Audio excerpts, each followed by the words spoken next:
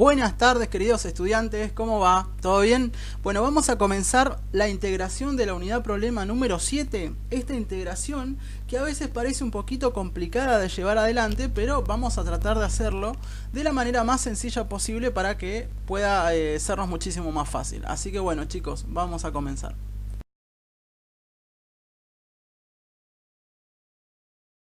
El organismo está constantemente rodeado de distintos tipos de energías.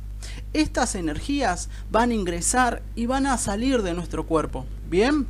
Pero muy poca cantidad de estas energías van a servirle a nuestro organismo para que éste pueda interactuar con su entorno. ¿Por qué nuestro organismo necesita interactuar con el entorno en donde vive? Porque si uno interactúa con el entorno, tiene mayores probabilidades de adaptarse a este entorno. Si uno se adapta a este entorno, va a tener mayores posibilidades de poder reproducirse. Y al mismo tiempo, si nos reproducimos, podemos mantener la subsistencia de la especie, que es la finalidad de la vida, ¿no? Entonces, nuestro organismo tiene que tener esa capacidad de poder interactuar con muchos tipos de energías. ¿Qué tipos de energía conocemos? Energía eólica, térmica, mecánica, energía eléctrica, energía calórica, perdón, que sería lo mismo que térmica, energía lumínica, bien, energía química. Entonces tenemos muchísimos tipos de energías, bien.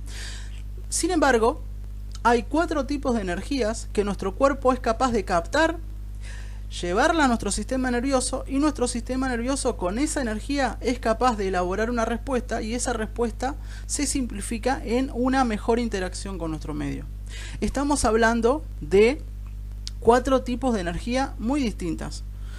Entonces nuestro organismo posee diferentes tipos de mecanismos encargados de poder, primero, captar esta energía, segundo, llevar esta energía hacia nuestro sistema nervioso, y en el camino cambiar el tipo de energía, transformar la energía. ¿Por qué necesitamos transformar toda energía que llegue desde nuestro entorno?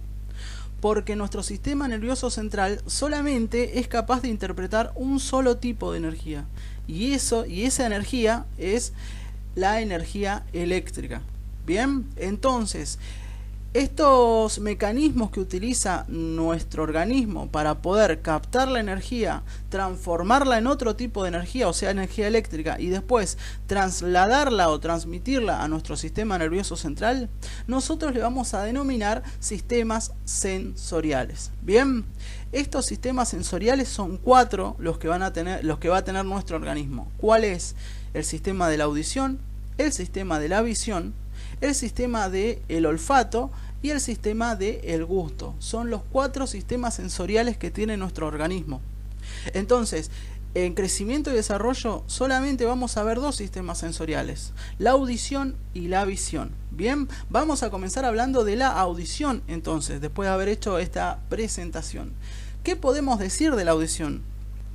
Bien, que es la capacidad del medio interno de poder transformar la información que viene de nuestro entorno en forma de energía mecánica. ¿Cómo viene esta información, chicos? Esta información va a venir en forma de choque de partículas.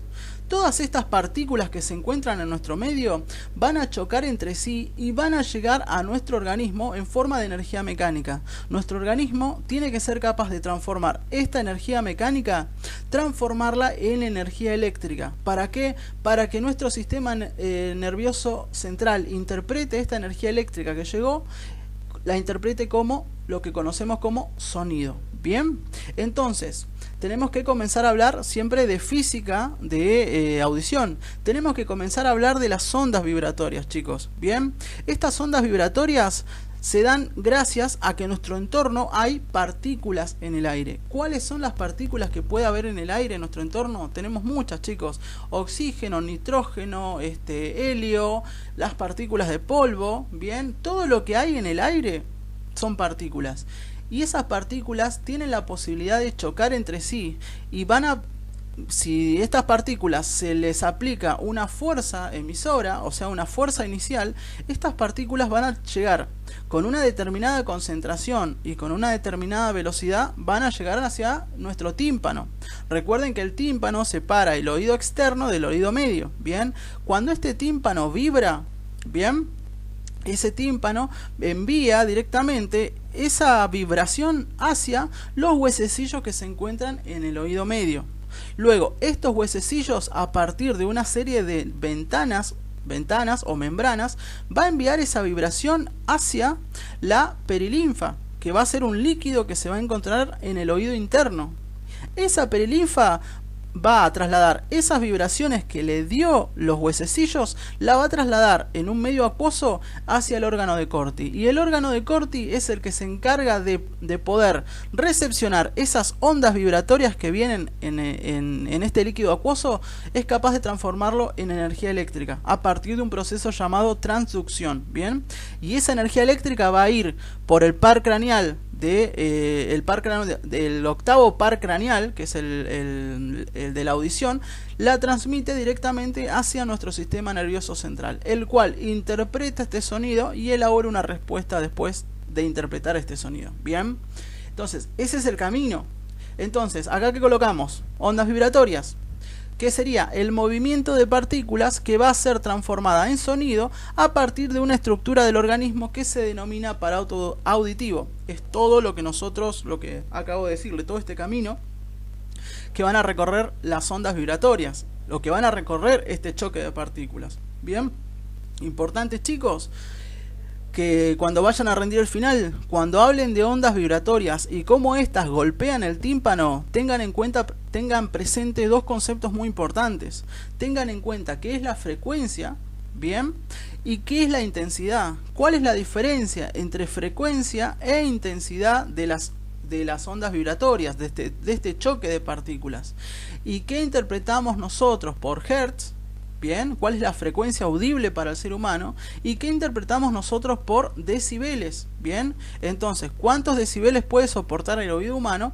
¿Y cuántos hertz puede o son audibles para el oído humano? Bien, entonces ahí hablamos de intensidad y hablamos de frecuencia. Si hablamos de intensidad lo medimos en decibeles, y si hablamos de frecuencia lo medimos en hertz. Bien, entonces tengan en cuenta estos conceptos antes de preparar esta unidad problema. Bien, entonces una vez que hablamos de todos estos conceptos, hablamos también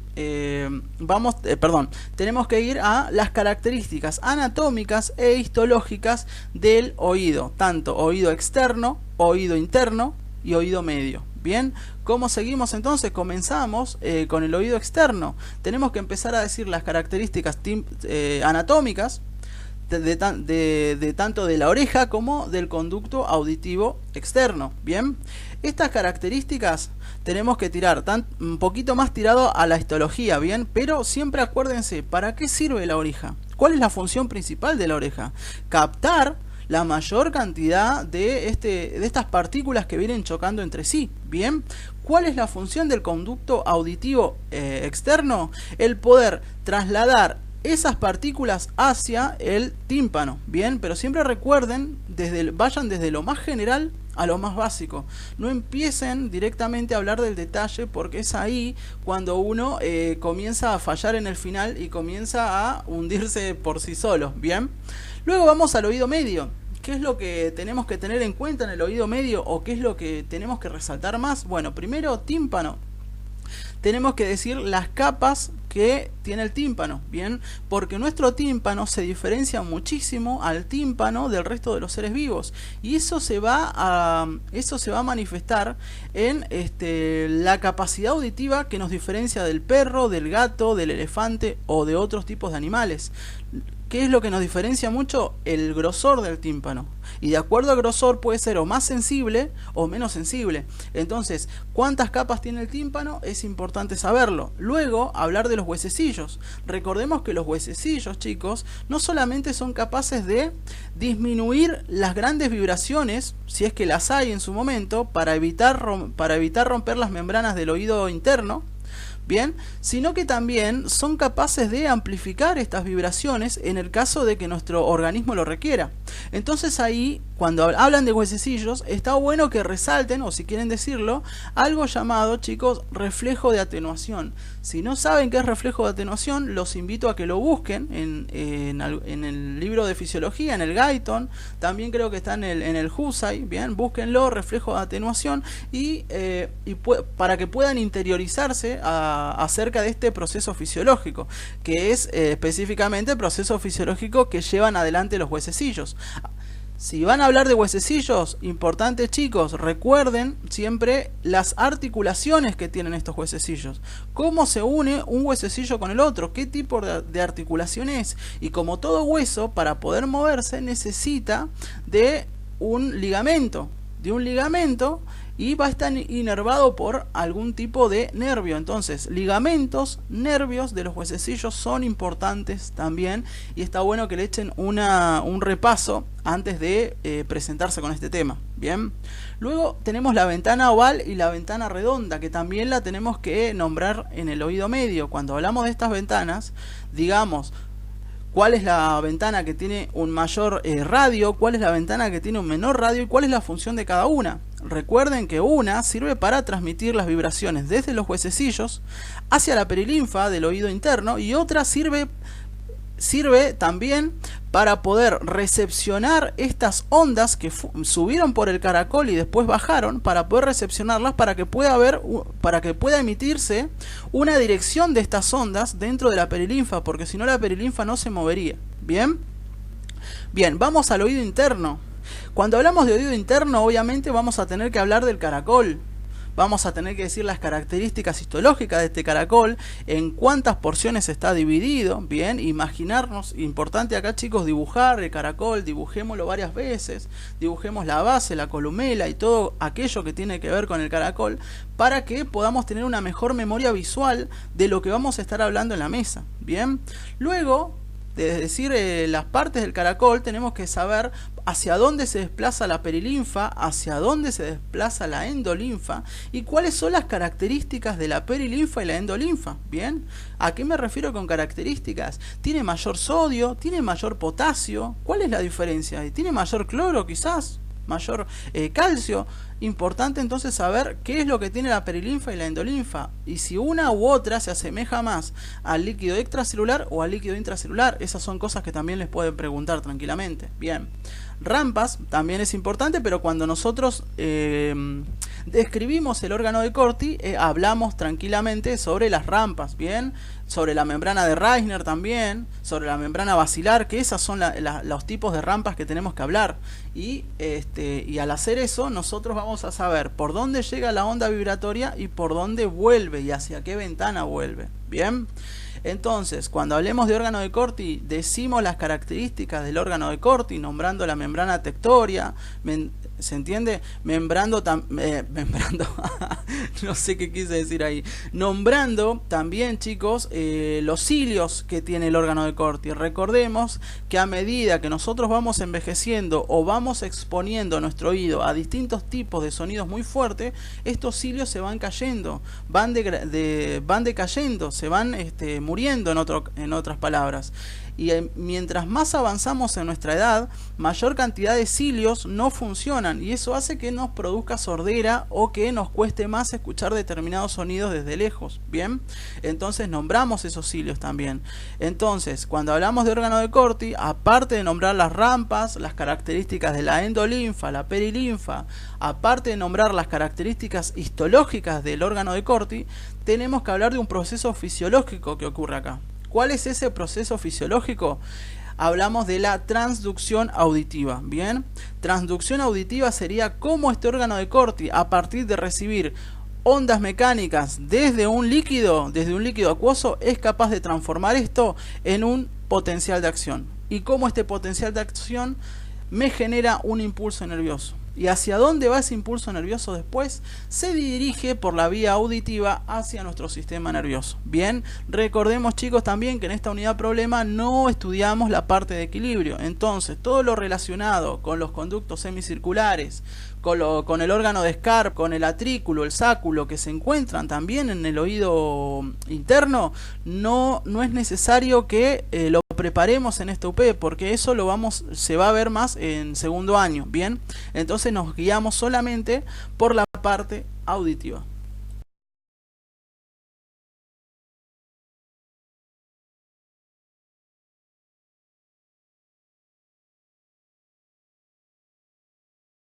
Sobre la visión, que lo más probable, chicos, es que nos pregunten visión antes que audición, ¿bien? Primero tenemos que empezar definiendo la visión, ¿bien?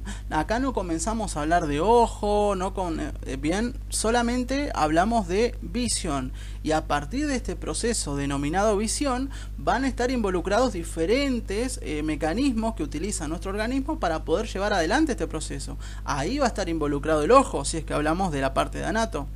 En cambio, si hablamos de la parte de histo, le vamos a decir globo ocular. Ven que de acuerdo a la materia de la materia que estemos hablando, vamos a referir distintos nombres o vamos a verlo desde una perspectiva distinta. Bien, entonces definimos visión. ¿Qué sería la visión? Es la capacidad del organismo de transformar la información que viene como energía lumínica en energía eléctrica en diferentes etapas.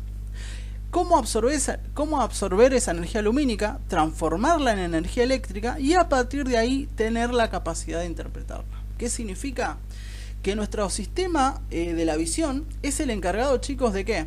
De poder recepcionar primeramente las diferentes ondas lumínicas que se encuentran en nuestro entorno. De todas esas ondas lumínicas van a dividirse en distintos espectros que podemos ver.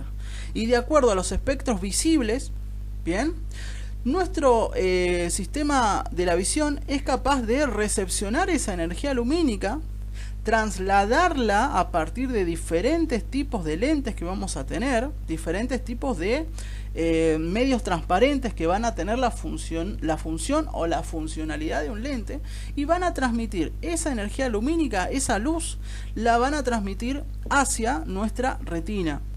En nuestra retina se van a encontrar dos receptores muy importantes, que son los conos y los bastones.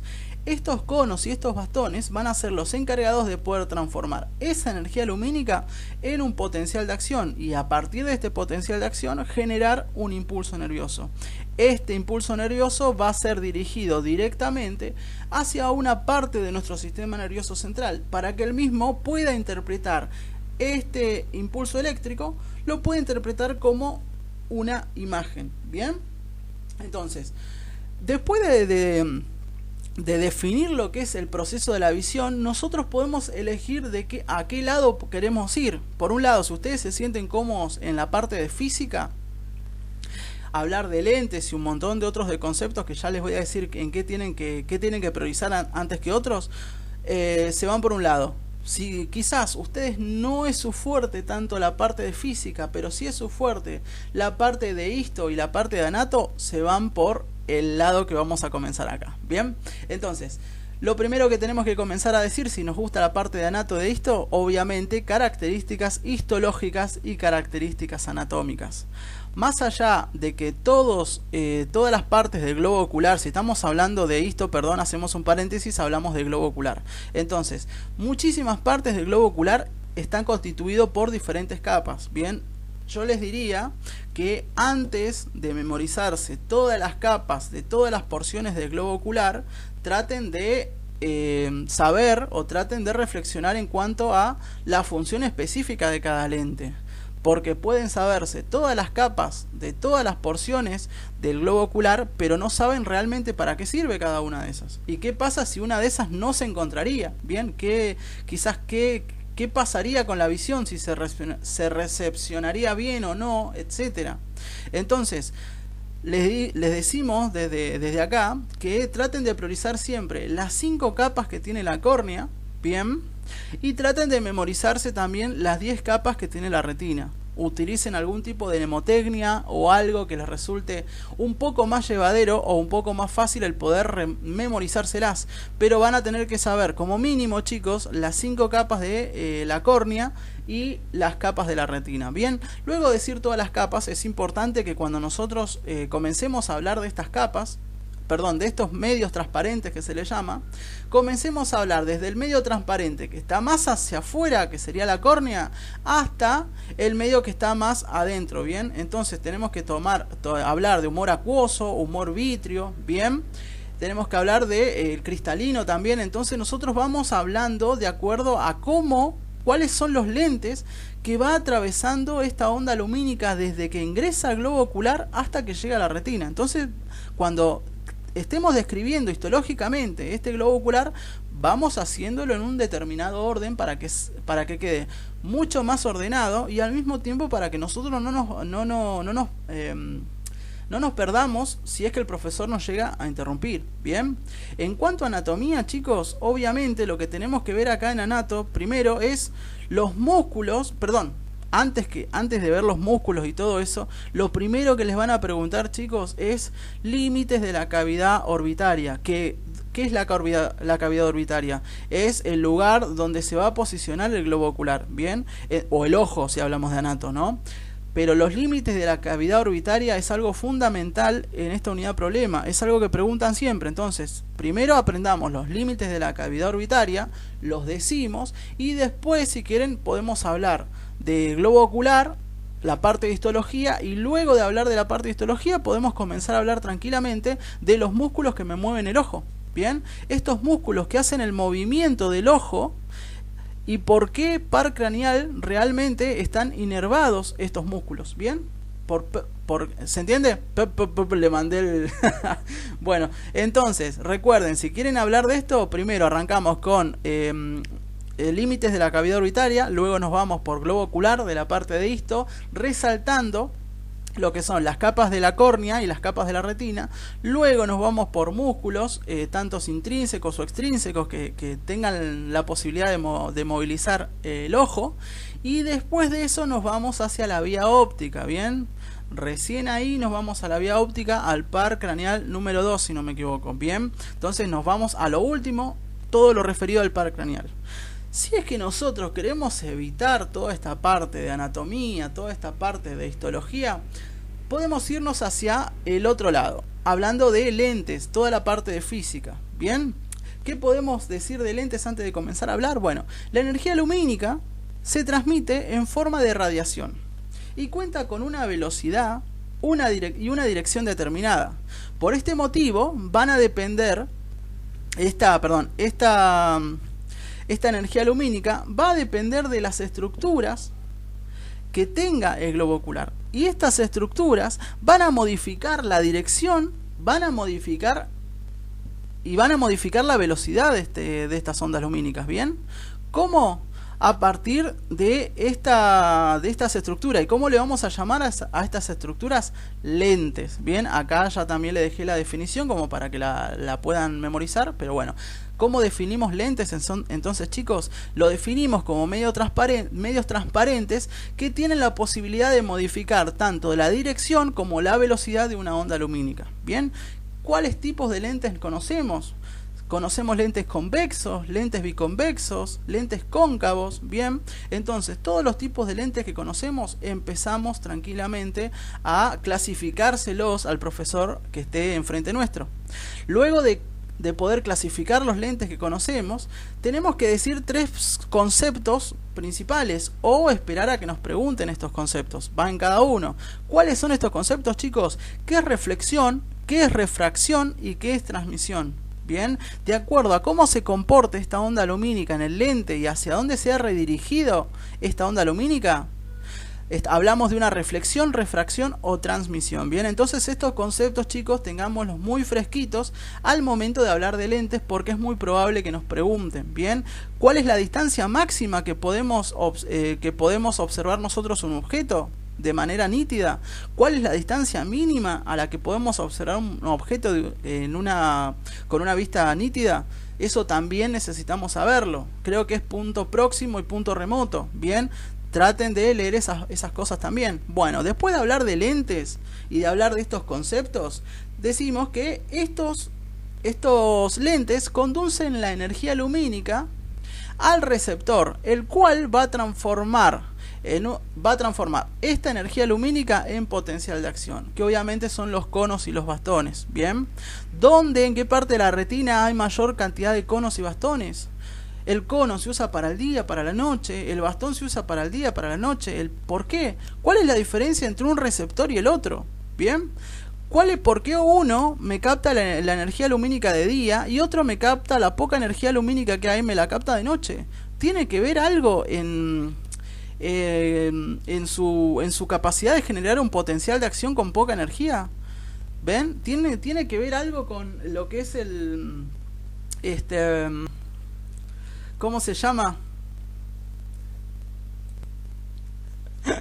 El umbral, a eso me refería. Tiene que ver el umbral de un cono y el umbral de un bastón. Uno es más chico que el otro. ¿Tiene que ver eso en que uno funcione en la noche u otro en el día? Tengamos en cuenta eso también, chicos. Bien, hablemos de la fobia.